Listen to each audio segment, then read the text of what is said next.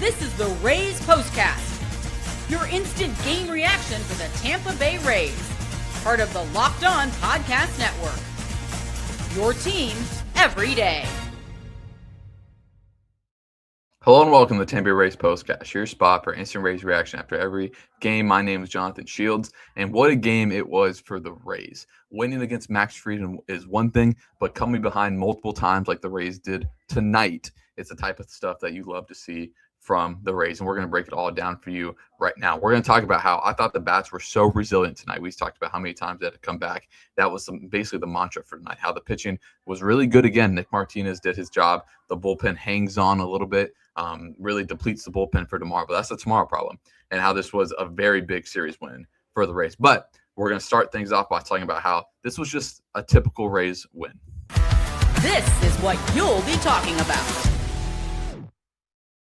We saw multiple times. There's no team in the MLB that utilizes the sacrifice, or I call it the suicide bunt, more than the Rays. Basically, with a runner on third, you're basically telling the guy to bunt to try to get the guy home. And the Rays utilize that more than anyone. And they didn't, even though they didn't credit the Yankees for any errors, I mean, two huge plays in that 10th inning where, who knows if Ahmed Rosario gets Simpson right there. But that's a huge moment of the game, because if he has a clean handle, I think he does get him. And then obviously Jazz Chisholm is a funky alignment. They have 5 infielders, but all of a sudden the ball gets chopped to him. He tries to tag Yandy, get Aranda, probably his only play, and he can't do it. But that's how the Rays play. The Rays didn't make those mistakes today, and those are the mistakes they made for so long throughout the year. And they didn't make them today, and the Yankees did, and that's why the Rays won tonight. It's because they just did enough. They were the more resilient team. But first, let's get to our turning point of the game. Time to reveal where the game was won or lost. It's the turning point. Multiple turning points. It's easy to go to the 10th inning because obviously anytime you win the game is a turning point. But I thought the turning point was in the bottom of the 8th inning when the Yankees took the 3-2 lead and they left Max Fried in the game. And the Rays were able to scratch across another run. And it starts with Fortes, who continues just to have a monster year. We haven't seen this type of catcher production for the Rays in forever in terms of average. Obviously, Mike Zunino hit all the home runs and stuff. But in terms of average, we haven't seen this type of Rays catcher since when? I mean, this might be, again, we're only 14 games in the season, but and then you see Taylor Wallace do his job, get Simpson, who ran for Fortes, over third, and then one of those kind of misplays happened with Yandy Diaz, who sneakily gets a ton of infield hits, and the ball wasn't fielded cleanly. Yandy hit in the perfect spot, and then all of a sudden the Rays tied the game. And I thought that was such a huge moment because it happened in the second inning as well. Every time the Yankees scored, for the most part, the Rays had to answer. That was the case yesterday. That was the case again today, and it's why the Rays have just been so resilient. And it was an incredibly impressive win for the Rays to not only pick up a series win, it clinches at least a 500 homestand. And I thought that was a goal coming in because of the teams that they were playing. The Cubs, for my money, are going to be in the playoffs on the year. The Yankees, for my money, are probably going to be in the playoffs at the end of the year. And in the early season, first series back at the Trop, to at least go 500 through that with the bullpen struggles that the Rays have having in terms of guys they have available. I mean, that's huge, absolutely huge. Now, I think we're going to see that depth of the bullpen tested tomorrow because a lot of the Rays' big arms are down. But, I mean, you could not ask for much more. And, that's how we're going to transition just how resilient the offense was.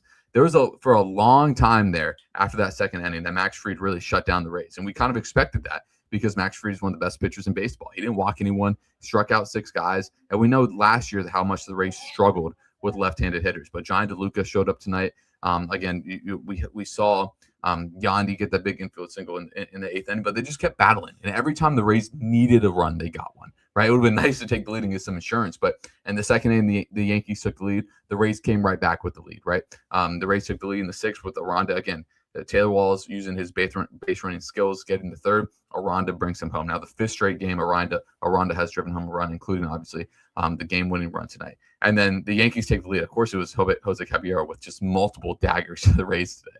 I always liked him when he was with the Rays. And then in the bottom of the 8th, the Rays respond because that's just resiliency this team played with today.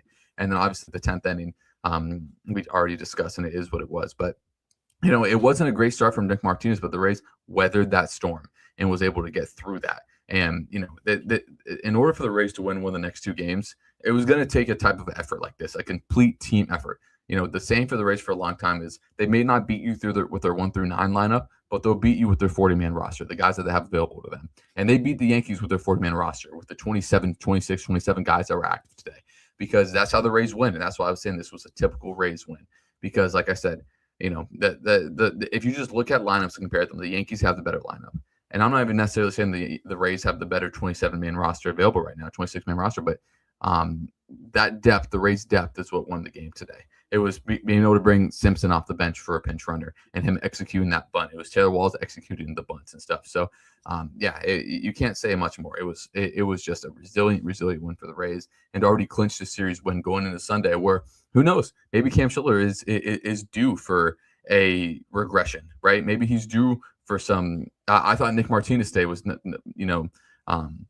maybe due for some regression, just because he's not going to have a 2 ERA the whole year. If he does, that's fantastic. And we kind of saw that regression, but he was able to pitch out of it. Maybe Cam Schiller's due for that regression tomorrow. It's going to be up for the Rays to get their first sweep of the year, but being able to at least get a 500 homestand out of this and definitely take the series win from the Yankees is absolutely massive. But we're going to talk about Nick Martinez and the pitching. We're going to talk about how big of a series win this was for the Rays, and we'll get to your guys' comments right after this. This episode is brought to you by TurboTax. It's tax time, but for a lot of us, the old way of doing taxes is a lot. Trying to book an appointment that's not the most convenient, sitting in a waiting room with a stack of papers, emailing back and forth and wondering if they really get your situation. But this year, you're getting a major upgrade. Intuit TurboTax now has in-person locations nationwide. You can meet face-to-face with a real tax expert, and your documents get uploaded straight to your TurboTax app on the spot. And just like that, you're done. Your TurboTax expert works to get you every dollar you deserve, while you get real-time notifications as you go about your day. It's the relief of walking in and meeting a real person and walking out knowing your taxes are being handled right. Head to TurboTax.com/local to find a store near you and book an appointment. This episode is also brought to you by Indeed. Workplace chaos, deadlines stacking up, inbox overflowing, and the one position you have to fill is sitting open. When the pressure's on and you need the right hire, this is a job for sponsored jobs. Indeed Sponsored Jobs helps you reach the people who actually fit what you're looking for. Skills, experience, location. So you're not just hoping the right candidate stumbles across your post. And here's the stat that says it all. And the minute I've been talking to you, companies like yours have made 27 hires on Indeed, according to Indeed data worldwide. So if you're hiring, spend less time searching and more time interviewing candidates who check all your boxes with Indeed Sponsored Jobs. Spend less time searching and more time actually interviewing candidates who check all your boxes. Less stress, less time, more results. When you need the right person to cut through the chaos, this is a job for Indeed Sponsored Jobs. And listeners of this show will get $75 sponsor job credit to help get your job the premium status it deserves at Indeed.com/podcast. Just go to Indeed.com/podcast right now and support our show by saying you heard about Indeed on this podcast. Indeed.com/podcast. Terms and conditions apply. Need to hire. This is a job for Indeed Sponsored Jobs.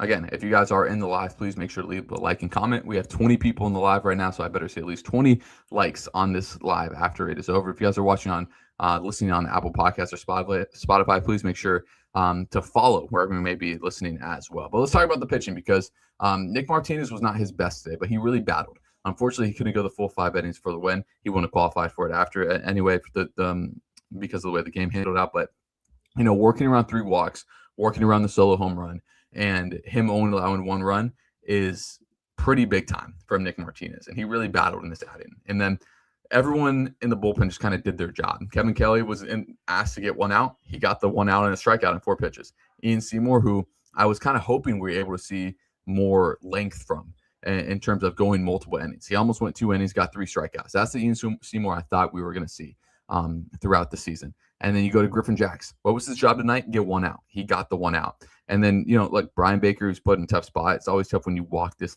Yankees lineup. He was able to get out of it. I thought Hunter Biggie was really big tonight, working through the 2 walks and getting out of that unscathed. And then obviously Sulcer, Cabby had a good game tonight. I was always a big fan of Cabby, but I thought if the Rays didn't win it in the 10th, they weren't going to win it, because of the Yankees was going to roll that around to the top of the lineup, and you were going to have to see Judge in that potential 11th inning. So that's why I thought it was so critical for the Rays to win right there and then. And, they were able to. And Sulcer was a big part of that. Brian Anderson, who got some love from Buster Olney today, he used to always say last year, and I'm sure he's going to say it again this year, as a visiting team, you almost have to get that second run in order to feel good about things, because you have to kind of, what's the word?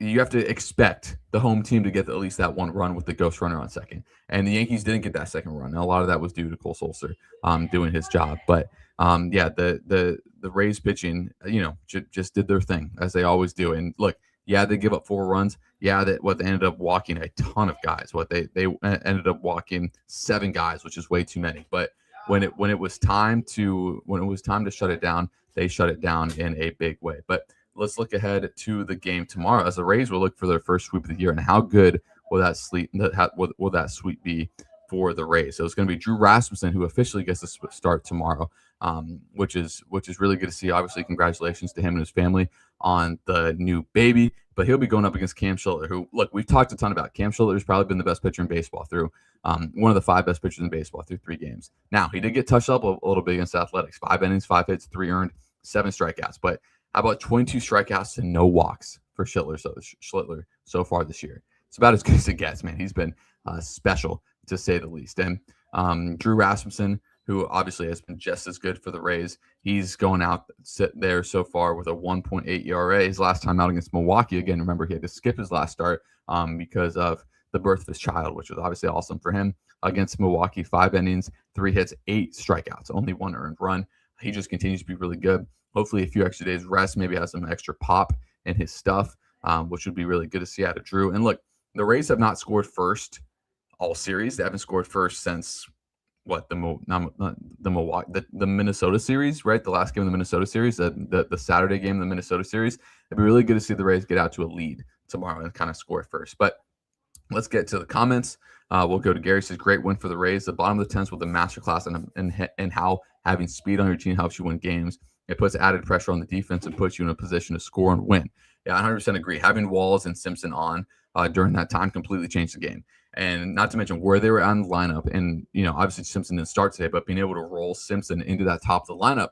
And obviously he was a junky top of the lineup with Fiducia being in because Simpson ran for Fortes. But, no one cares about that stuff now. It was just great to see. As we go to Charlie Smith, he says, Kelly, Seymour, and Jax had some loud innings. Awesome series win. Rays up. Exactly. That's what we'd love to see. The Rays also have a chance to get over 500 for the first time this season. Tomorrow they sit 7-7 right now. As we go to our Genus, he says the cool skinned Rays did it again, beat the Yankees in walk-off fashion.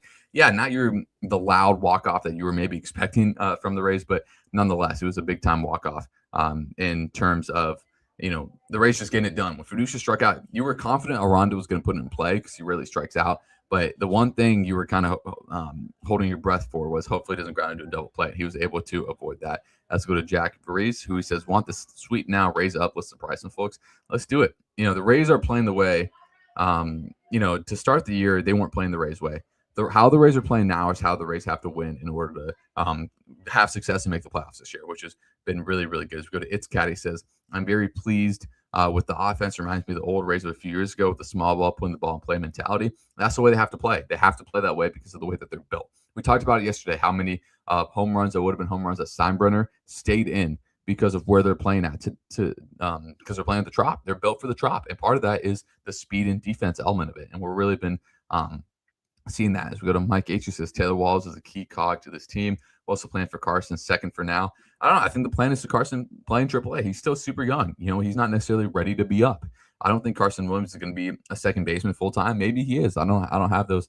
I don't have those answers. But we'll see what the Rays end up coming up with.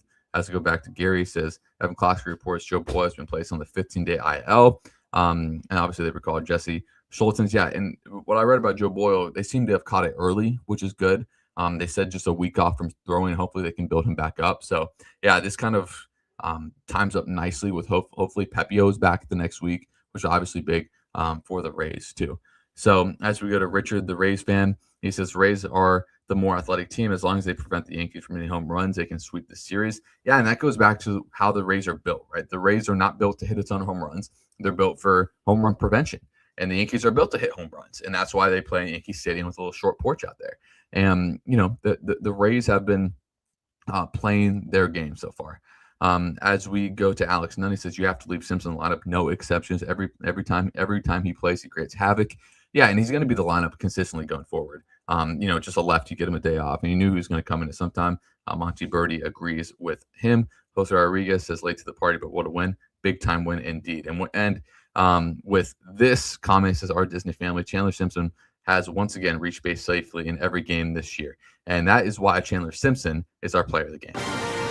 This is the Locked On Player of the Game. Yeah, just the way he creates havoc. And look, he came in, scored the go-ahead one, the tying run, and was able to execute the perfect bunt. And his speed obviously gets on the first base and gets him in. So late player of the game in this postcast, but was able to get it nonetheless. But we're going to wrap it there. I appreciate everyone for joining. If you guys are in the live, please make sure you leave a like and comment. And we'll see you guys tomorrow afternoon, 1:40 first pitch tomorrow. So our earlier postcast tomorrow. We'll see you guys tomorrow afternoon, hopefully after a Rays sweep. See you guys then.